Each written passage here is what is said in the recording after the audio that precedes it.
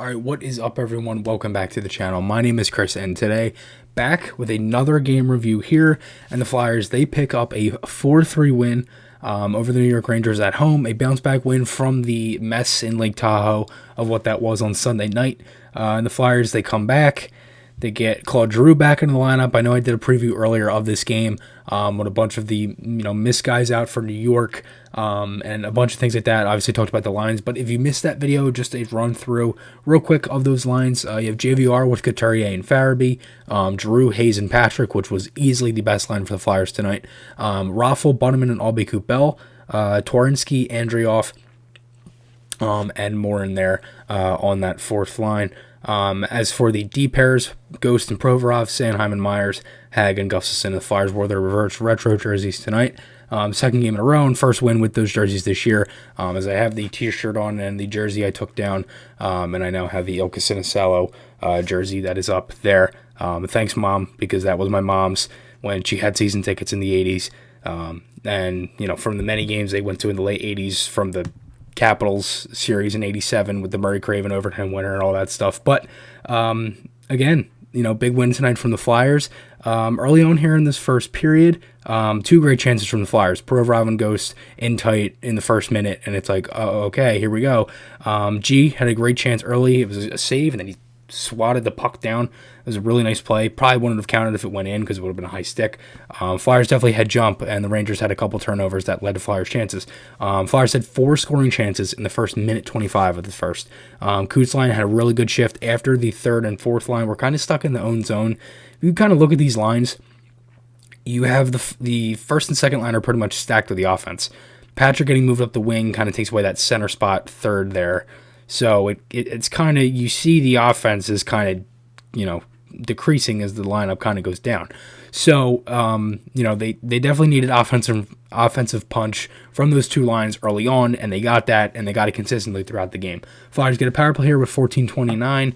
Too many men on the Rangers. They were shooting early, 2 shots from Farabee and Hayes from the first unit. They were getting lots of shots. Shot first mentality. Power play was 2 for 8 tonight. It was pretty much 2 for 7 because there was a penalty that was taken with 8 seconds left in the game when there was, it was already a 4-3 game at that point, and the Flyers didn't even try to set anything up because they were just wanted to kill the game and win. So they were pretty much 2 for 7, but on the score sheet they're 2 for 8. But again, Shesterkin had a lot of good saves on that first power play there, and then the Flyers, a couple minutes later after that power play, they get set up into the zone, they get pucks deep. Ghost sends it over to Gustafsson, and he wires one. Great shot from Gus, and it's a 1-0 lead. Gustafsson's first goal as a Flyer. I'll say this is probably Gustafsson's most consistent game as a Flyer. Definitely his best game, and not just because of the goal. He looked really good defensively. He had some couple good plays from the point, couple good setups on the power play. There was one setup he had in the second period, which was a great play by Fox there on the Rangers. He deflected the puck out of play. Would have been a great pass from Gus if it hit the stick of Patrick, but still. A couple minutes later, the Rangers, they get a goal. Flyers take a penalty. Coots takes a penalty, his second penalty in as many games. And now it is a 1-1 game. Kreider, he slams the door on that one, who had the hat trick tonight for the Rangers. That's 2 games in a row. You've given up a hat trick to somebody. I think they've scored 3 hat tricks, and they've given up 3 hat tricks to Flyers this year. So 2 to Pastrnak, 1 to Kreider, and it was literally the exact same goal that Kreider had against the Capitals. It was a 1 face-off game. It was a 1 face-off in the zone, and they win it back. Shot from Zibanejad. The shot on Saturday's game against Capitals was from Panarin. Rebound right there, slammed it home. It was literally so similar. It was pretty much the same thing, and it's a 1-1 game there. Flyers had pace, though. They controlled the pace of this game completely. They were all over them in the offensive zone. Flyers get another power play here. Ghost ended up getting slashed. So Zibanejad breakaway off of bouncing puck at the line. Great save by Moose. And it's a 2-1 game here. Ghost gets one. It was a shot from Gustafsson that went off the boards, came all the way back out, and it looked like either Patrick or Ghost shot it at the same time because they both went for it, but Ghost got more of the puck, shot it opposite side as Shesterkin was falling down. 2-1 lead for the Flyers. Rangers, they get a power play here. Really, really a lot of penalties for the first 40 minutes of this game.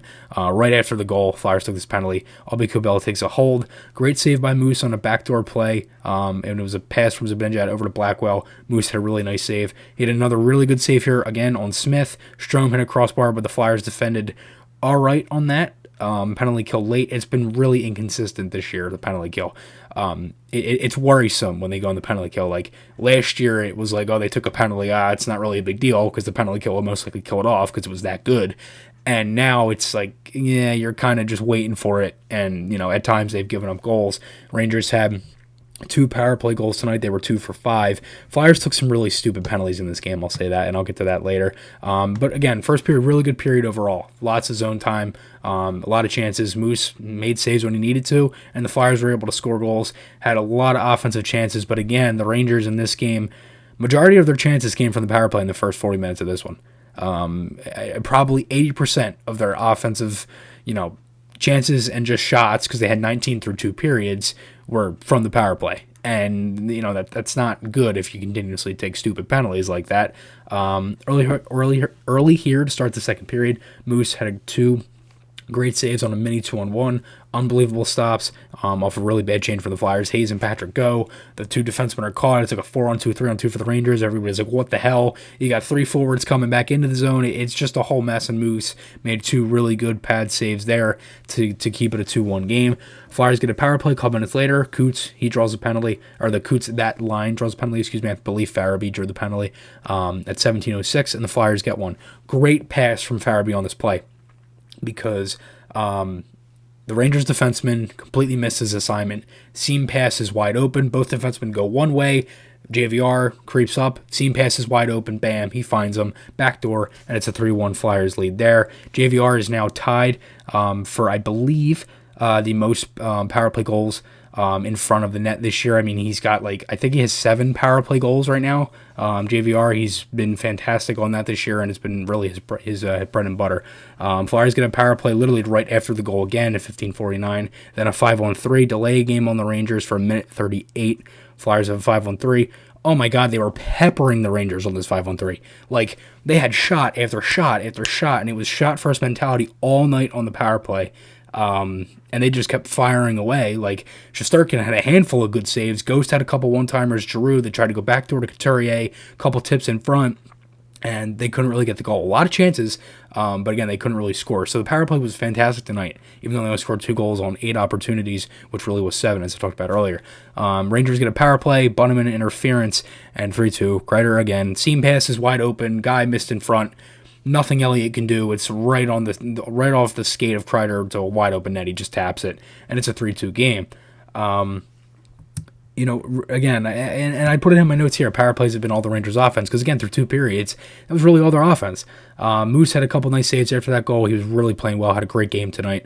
Gostisbehere had a really good defensive play on Lafreniere, cutting into the zone. He broke up the play. It was kind of a one-on-one rush. Broke that play up, sent it all the way up, and the Flyers got it deep and changed. 2-on-1 rush here, fizzled out with Couturier and Farabee. It will get 2-on-0 or a breakaway from Farabee, and then they kind of cut back. Rangers defenseman kind of fell down, kind of got a piece of it. Cooch tried to send it over, and at that point, it just fizzled out.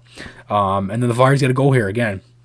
That Hayes, Giroux, Patrick line was really dominant in this game. Second period, they get a goal and a great play here from Hayes. Nice pass over from Giroux.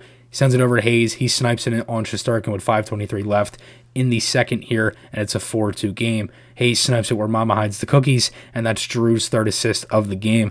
And the Flyers get a power play here. The second delay of game penalty on the Rangers with 4:23 left in the period. Coots was robbed on a one-timer. Really nice setup there. Nice pass from Hayes. Flyers were patient on that power play, which, again, I like, because you're patient enough where you can try to get that perfect shot, or you just pepper them, which is what they were doing. They were really moving the puck well, and they were shooting from all angles. And again, as I said, they had that shooting mentality. Rangers power play here. Torensky takes a penalty, tripped up Lindgren from behind. Bad penalty on the offensive zone to take. And again, for the most part, it kind of seemed like that the Flyers, for times, they kind of just didn't. It just at times they just played very poor in the defensive zone late in this period. But again, really all the Rangers had was power play chances. So the Flyers ended up killing that one off. 29 seconds go over into the third. The Flyers really kept up the offensive pressure in the zone time. Pretty good period overall. And the shots on goal in total were 29-19 in favor of the Flyers, 14-10 Flyers in that second period.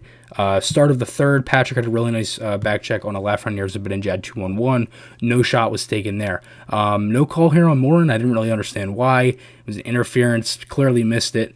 And the Rangers get a goal. It's just a play where you have to move somebody. I don't really understand what Myers was doing there. He just let Kreider literally set up shop in front, and it was a tap-in. Like, I really don't understand. Like, Sanheim and Myers need to use the body more. Sanheim is what, 6'3", Myers is 6'4", 6'5". Like, you've got to use your body more. Like, I've been saying it for a while now, and other people have been catching on too. Rangers had a lot of pressure. I didn't really like how the Flyers kind of sat back after this. It was like, okay, they scored. There's 16 and a half minutes left. It's a one-goal game now, and you kind of sat back for a little bit. And then the Rangers get a power play on a hook with 10:46 left. Flyers kill that off. That was probably their best penalty kill of the night, where they defended it well, but they had a lot of good structural plays where they just kind of, Rangers dumped it in and the Flyers just sent it right back out. But then, like, after that, the Flyers got momentum. Like, they got momentum after that. They generated offensive chances. They had a handful of breakaways. Raffle had a penalty. Raffle had a breakaway before the penalty. Farabee had a breakaway out of the box. Then Giroux had one. He hit the post. Then he had another one where he stripped the Rangers defenseman with the puck, went up, almost scored, drew a penalty. So the Flyers go on the power play. Pretty patient. That was kind of where you want to ice it with 5 minutes left. They didn't get a goal on it, but they killed time in the offensive zone late. Rangers pulled the goalie. The Flyers did a great job defending right at the line. They sent it down. Raffle had a chance to tuck it in, missed, and then the Flyers, they get that power play there with 8 seconds left, and that was really the game. So again, really solid game tonight from the Flyers. Definitely their most consistent effort of the season so far in Game 16 of the year. And honestly, it's something you want to see. It's a step in the right direction. Why? Because you still have 5 guys out. The power play looked a lot better. You had a good game from your goaltender. The only bad thing was the penalty kill. And you kind of took some stupid penalties. You had Torinsky taking a board.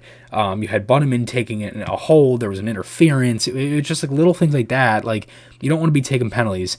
And they had a lot of chances to work with the power play tonight. They go, 2 for 8 on that from the stat sheet. So, again, pretty good power play again. 64% on the faceoff. Flyers had 39 shots to end this game, 27 for the Rangers. Hits were 25-21 in favor of the Flyers. 18 blocks for the Rangers, 10 for the Flyers, and 10 giveaways for New York to the Flyers 5. As for easily, Giroux was the best player of the game. Stat-wise, had 3 assists. He was absolutely fantastic. He was +2, had 8 shots on goal, 20 minutes and 54 seconds of ice time, 73% in the faceoff circle, and that is the game you want from your captain when he hasn't played in 2.5 weeks. And he literally said after the game he didn't feel his best out there. So I think that kind of shows you, how good Giroux is and the shape that he's in, because he looks like he's, in really good shape. Not saying he wasn't before, but he just looks very fast this year and quick, and he's looked really good. So again, really solid game from the Flyers tonight. Overall, better game, better from the last 2. You get your captain back. AV even said he didn't even ask Giroux if he was playing. He already knew the answer. So that kind of shows you the leadership that G brings and things along those lines. But remember, guys, podcast articles, those links are on my channel. Let me know your guys' thoughts on this game below. Remember, did the video earlier on Mark Friedman. He, did not clear waivers, got picked up by Pittsburgh, and I talked about a couple other things in that one as well. So remember, if you want to go check that out. Seriously, thank you guys enough, really, for all the support recently. I cannot thank you all enough, from Twitter to everything Flyers Nitty Gritty, and just the podcast and all that stuff. Really, I can't be in this position without you watching right now. So seriously, thank you all for the support, and let's go Flyers.